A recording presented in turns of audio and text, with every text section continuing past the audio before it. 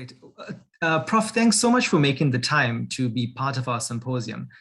You were definitely one of the people at the top of our list of international mental health experts that we were hoping would accept our invitation to be part of the 7th annual Durban Mental Health Symposium. I want to just kick off with the theme of World Mental Health Day this year, which has been set by the World Federation for Mental Health, which is about mental health in an unequal world. Are you optimistic that we are making progress in terms of reducing the inequities in mental health care? Thank you, Santosh, for inviting me, and I'm really very pleased to join.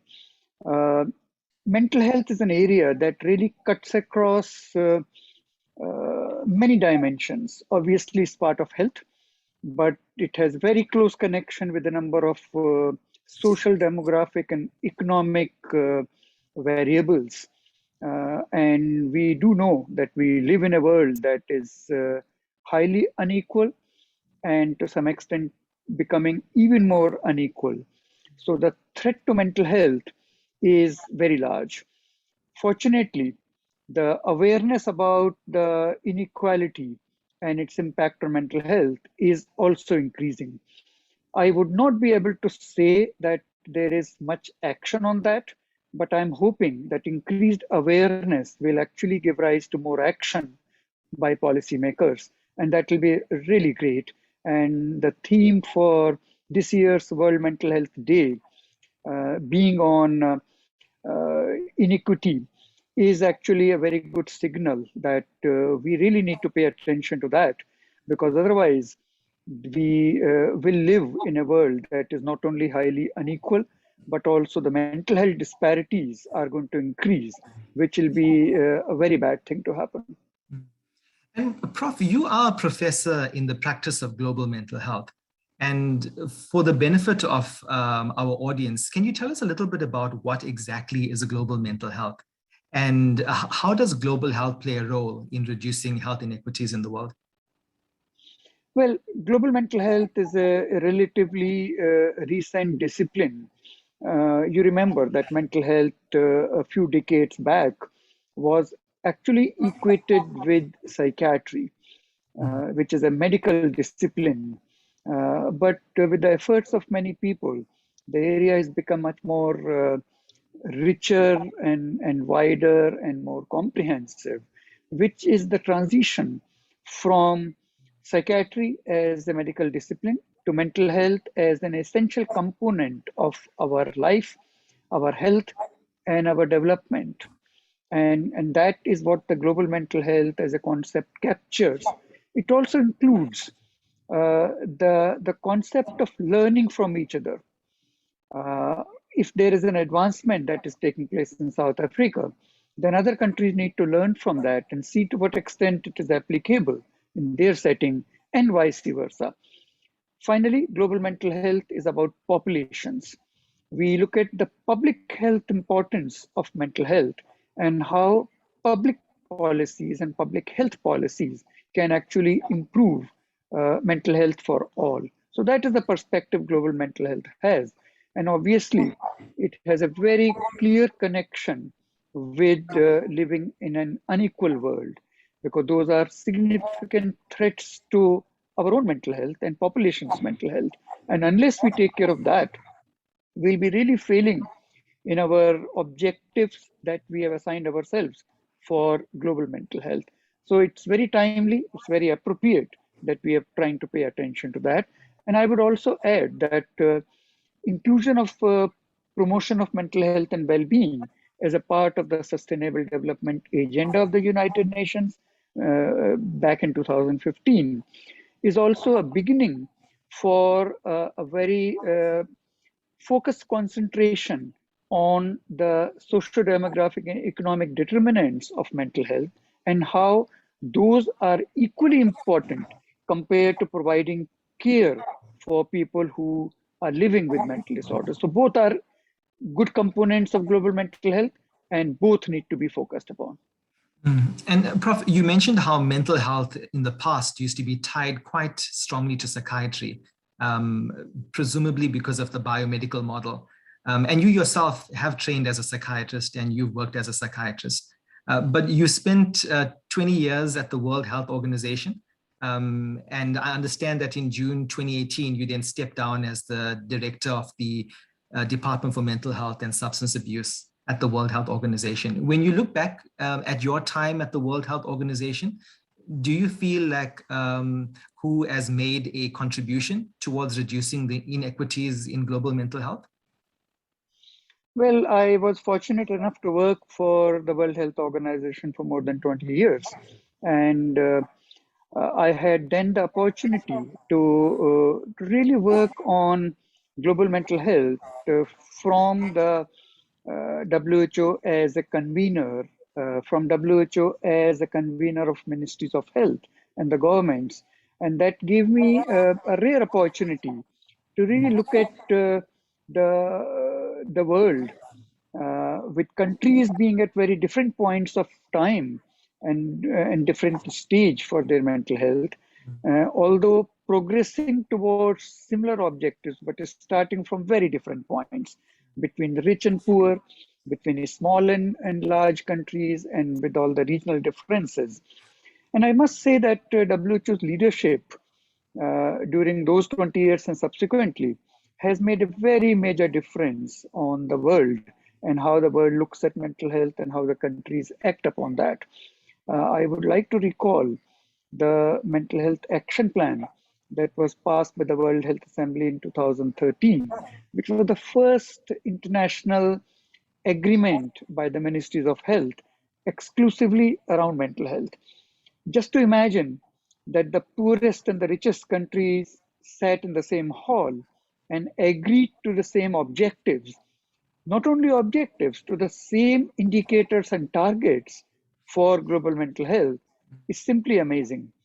Obviously, political commitment needs to be also translated into action, and some countries are doing that better than others. But at least there is a common goal.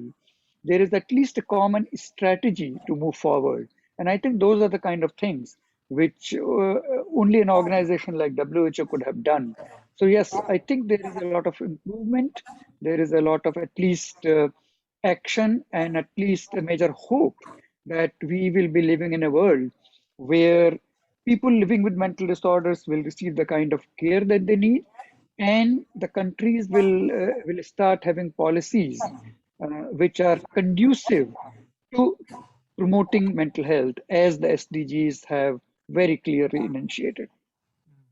And, Prof, you've played quite a major role in developing that action plan.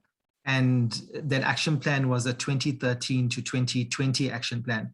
So from the perspective of 2021, do you feel like low and middle income countries have stepped up and actually made the kinds of commitments that were laid out in that action plan? And if they haven't, where do you feel some of the tension might be? Well, to begin with, the action plan has been actually extended to 2030 by the World Health Assembly. So that's a good news because countries have reiterated their commitment to the goals of the action plan, and there is a renewed agenda for what the countries could do. It is very obvious that low and middle income countries spend a far less amount of proportionate money on mental health compared to the other areas of health, and also that their health budgets are anyway small. So the investments in terms of money as well as in terms of human resources in most of the low and middle income countries is very small indeed. And WHO's effort is to provide technical guidance to them on two things. One, why should they invest more? And also how they should be able to utilize the resources that they have, small though they are, in the most effective manner. So the era of having large mental hospitals just outside the main cities and just looking after a few patients on a custodial basis for a long time is really over. And WHO's advice is very clearly that mental health services should be integrated within the overall health services, taking into account the commitments of universal health coverage. And many countries are actually doing it. You asked me a question whether low and middle income countries are moving forward. My clear answer is yes, they are moving forward. in a systematic manner, making some progress, not as much as they committed for, but still something is better than nothing. I hope with the advocacy that is there around the World Mental Health Day, more and more countries are going to actually start strengthening their mental health service system and also pay attention to us living in a very unequal world and provide those policies which are really directed towards taking care of the most vulnerable parts of the population. You know, the people who do not get to see the services at all, just to make sure that the access is improved for those people, and also the factors which give rise to mental ill health are to some extent taken care of. For example, poverty, for example, lack of education, lack of work opportunities, discriminations of all kind. And I know that you work and live in South Africa, where the racial issues have been a very major consideration for a long time. So are we really saying that we need to serve the people who have been traditionally discriminated against for everything, including for mental health care? And that's the kind of progress that we really need. Absolutely. So those social determinants and those political determinants of health obviously play a large role in kind of reducing those inequities.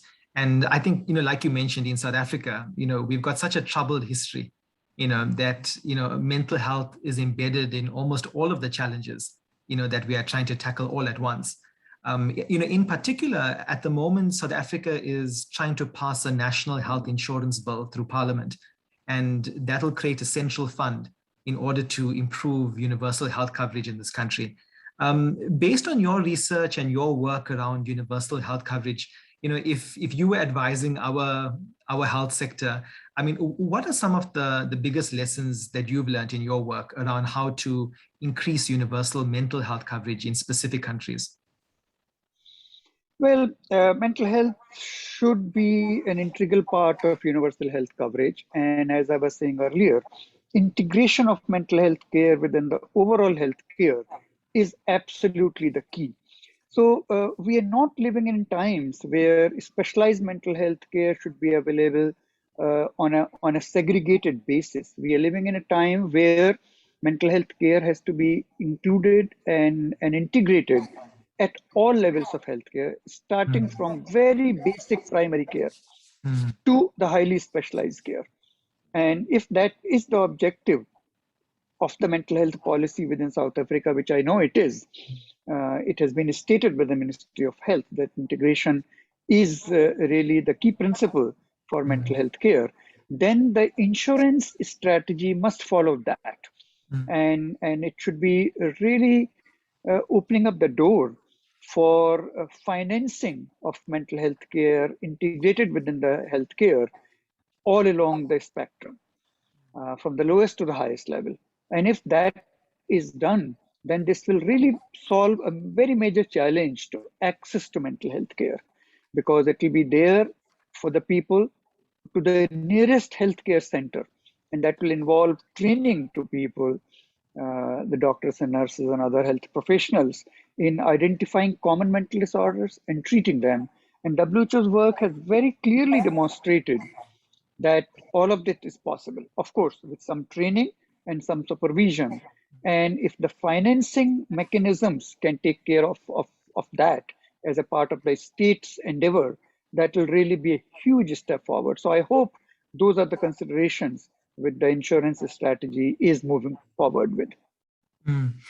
Yeah, absolutely. I think those are some of the conversations that, are the ones that we need to have. I was reading something that you'd written online, and the statistic really stuck out for me, where you'd said that people living with major depression and schizophrenia are estimated to have a 40 to 60% greater chance of dying prematurely than the general population.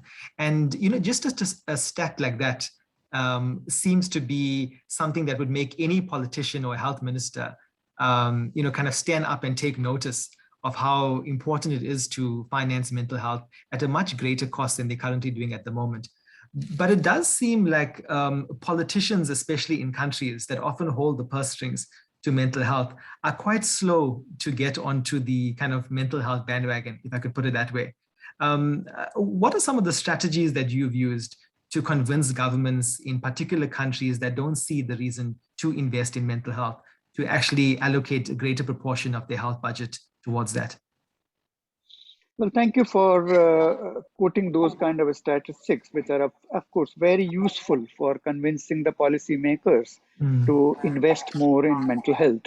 On an average, people with severe mental disorders die about 15 to 20 years earlier than the general population. And that's not because they die because of suicide. Of course, a few of them do. But largely, that's because they have all the risk factors for their life, mostly from the lifestyle. They many times are obese, they don't do regular exercise, their nutrition suffers, and so they get into, and also they smoke more often. So they get into all the kind of chronic diseases which eventually kill them. And so that is another argument for integrating healthcare with mental health care. So when a person with depression or a person with psychosis goes to the healthcare provider, the provider not only needs to take care of the mental health, but also to other factors which are leading to their deterioration in physical health. They have to look at the weight, they have to look at the exercise, they have to look at whether the person is hypertensive or diabetic. And all of those are integral part of the universal health coverage. So that is really the argument that we need to have integrated care. But to come back to your question about how do we convince policymakers to invest more in mental health, I often say that when it comes to mental health, all countries are actually developing countries. So there is not too much of a difference between South Africa and a country like USA or Canada. None of them have got it right. So at all stages of a country's development for mental health, they can do a lot. And a country like South Africa, which already has, I believe, a good primary healthcare system, integration and allocation of adequate resources for training can actually be the key to very quick success. Because imagine a country which doesn't have primary care. What do you integrate mental health in? Which is not the case in South Africa because you have a robust primary care system. And so it is much easier for a country like South Africa to actually make very quick progress forward in that. And when a politician says, for example, that mental health is something that doesn't give you enough return, there are now adequate evidence that the investments in mental health are really very much cost effective, and they give you a very large return on investment, something which is similar to many other chronic diseases. So when the healthcare system is investing in diabetes or cancers or cardiovascular illness, the returns on treatment for depression and psychosis and anxiety are absolutely similar. So there is no reason not to invest in this. And so there are many arguments which one can use, arguments which are economic, arguments which are based on disabilities, which many mental disorders give rise to, but also arguments based on humanitarian logic. A person who's disabled because of psychosis or depression really needs the care much more than some other people who have not that kind of disability. Although some of these disabilities are not very obvious, but still they're there. And that's the kind of equity argument that has to be used. More need, more care. And that applies so well to people living with mental disorders. And Prof, have you seen any remarkable innovations that you wish more countries would try to roll up or roll out or scale up that you think perhaps is not being used enough? Well, the first one, which I would still call an innovation, is actually provision of care by less trained and non-specialized workers, which includes, of course, general doctors and nurses, but also includes people who are even less trained than them, the primary healthcare workers, and even peer counselors who can actually do an amazing job in providing the care at that level, what is needed. Of course, They cannot take care of everything, but they can still contribute a lot and decrease the burden on the specialized manpower. So that is the primary innovation which needs to be followed. But I would mention one more, and that is the involvement of people living with mental disorders, which is absolutely critical. And I am very happy to note that South Africa is actually doing a lot of that. The Global Peer Network is actually based in South Africa, which is a very good example for many other countries. So when you decide on mental health policies and services, you need to have around the table people living with mental disorders, because they will be able to give you the kind of advice and kind of suggestions which can come from nowhere. Mental health is too important a topic to be left to just professionals or to policymakers. It's the people who live with mental disorders and their families. They should be able to be part of the decision making. So that is the second innovation I would really like to mention.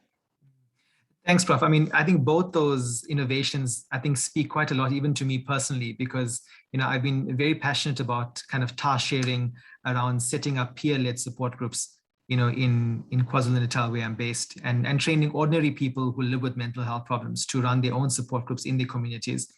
And I know task sharing is part of the World Health Organization strategy as well. And it's something that South Africa has been trying to put into place and researching quite extensively.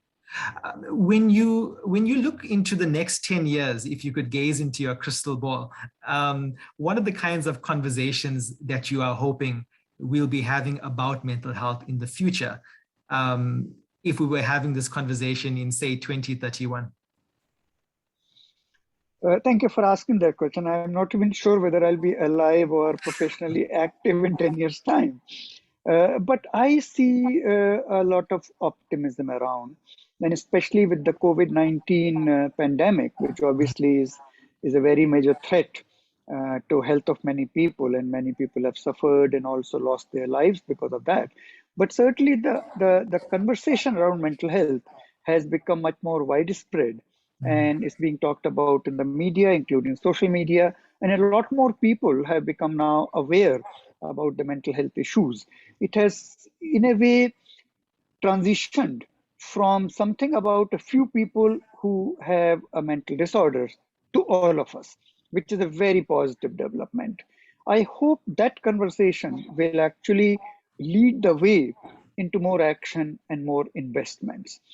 It's yet to happen, but I hope that in the coming years, we will be much more aware of mental health being important for all of us, and starting up to open action plan at a country level, but also at a community level, which will actually bridge the gap between what is needed and what is there. And also, as I was saying earlier, increasing involvement of the whole society, including the people who live with mental disorders, is something that is happening and should happen more. And all of that are likely to lead to actually strengthening of the mental health service system. It's broadening to include many more people who may not have a disorder, and policies which are health promoting, especially in schools and workplaces and in communities. So if we can see that kind of opening up of a dialogue and action from health facilities to communities, that is what I'm hoping for. And I think the chances are high, especially with the advocacy that is going around World Mental Health Day. Also in cities and countries like what you're doing, I think the chances are very high that there will be definitely more improvement in the coming years. So, Prof, you obviously seem quite optimistic about the future. And so, despite your long career in mental health, you don't sound like you are jaded or that you are pessimistic about us moving forward in the world. I mean, how do you keep motivated in terms of your own work? And how do you keep motivated in terms of kind of having that optimistic attitude? Well, I am optimistic by nature, but especially in this area, I think the confluence of newer stakeholders joining the mental health group is something that gives me a lot of hope and a lot of optimism, because mental health now has become much more wide-based, it's broader-based. And it's not only the professionals, but the general community is joining in and is actually contributing to the effort. And I'm very especially happy with many young people joining in. So when you look at the students group, when you look at youth groups, sports, and also celebrities, many sports people, novelists, many film stars are actually joining and talking about their own mental health. And that is really a very positive development. So some of these things really keep me working still towards the objectives, but also feeling that we are at least strengthening our movement, even though slowly, but certainly. So that's what I feel. And Prof, on a personal note, how do you take care of your mental health? I think you're asking a very important question because we need to ask ourselves that question all the time. And unfortunately, I should say that healthcare providers and also mental health care providers are sometimes ignoring their own mental health. And my message is, if you don't look after your own health and mental health, you will be less effective in providing the care that you are supposed to do. So yes, we do need to look after our own mental health, especially during these very difficult times. And I personally do pay a lot of attention to my own mental health, and many activities which give me resilience and motivation are something which are part of my routine. So taking long walks, to some extent introspecting about what has worked, what has not worked, where I felt it was not going well, where I felt that things were going well, I think is a part of the daily routine, which is very good. And finally, I think something which I try to practice, and I would suggest that all of us practice, is helping others and the sense of gratitude that we should have. Those are very positive methods of coping with the stress, which all of us have. But really, helping others in the case of mental health is helping ourselves, and also feeling that we have a lot of problems, but also we are fortunate enough, and in some cases privileged enough, and having a sense of gratitude to whichever God or whichever higher entity you believe in is something that really helps me a lot. Thanks, Prof. That's really useful advice for everyone. My final question is just for you to talk about the current work that you're involved in. So you are currently based at Harvard as a visiting professor. And is there any new and exciting work that we should look out for from you? Well, two things I would say.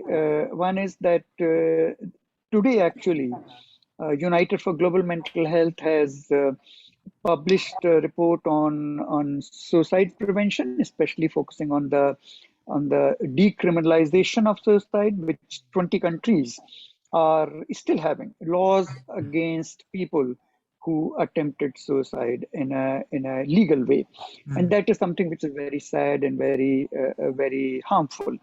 So I was involved in that report, and I would suggest that this report takes the attention of many policymakers if they come from a country that still has some criminalization of suicide. That should be removed immediately. So that is the kind of work that I try to facilitate. But the second report that's going to come out in a few weeks' time is something called the Countdown Global Mental Health 2030, which is a follow-up step to the Lancet Commission on Global Mental Health and Sustainable Development, which I, along with many colleagues, authored in 2018. And the countdown is going to have a set of indicators to compare countries as to where they are on mental health of children and caregivers.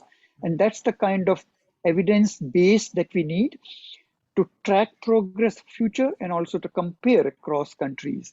And that's the kind of work that I really enjoy, because that gives us a very information-based setting for advocacy. So you can compare, if you go on the dashboard in a few weeks' time, how South Africa is doing against its neighbors. And in future, it will tell us how you are doing now compared to 2 years ago. And that's the kind of evidence that we need to provide to policymakers. And I really enjoy contributing to those efforts. So those are some of the things that I do, apart from, of course, talking to people like you, which gives me a lot of pleasure. Professor Shekhar, thank you so much for your time. I really appreciate it.